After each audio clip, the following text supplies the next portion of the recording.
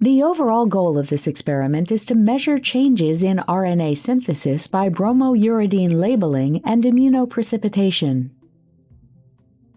This method can help answer key questions in the field of RNA metabolism by measuring whether a change in RNA levels is caused by changes in RNA synthesis.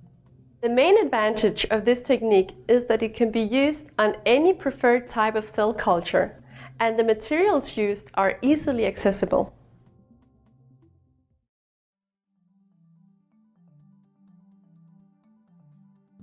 To begin the protocol, seed 3.5 × 10 to the 6th HEC293 T cells in a 10 cm Petri dish in 10 milliliters of growth media.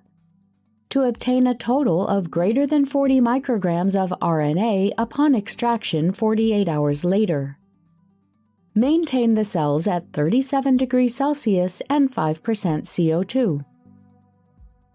48 hours after seeding, aspirate 8 milliliters of growth media and leave 2 milliliters behind to prevent the cells from drying out.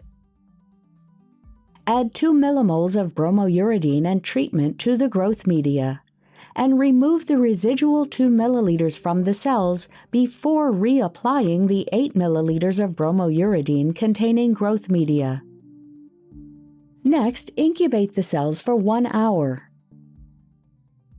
After incubation, wash the cells in 5 milliliters of Hank's buffer and trypsinize the cells with 2 milliliters of 0.05% trypsin for 5 minutes. Add 8 milliliters of growth media to stop the reaction. Transfer the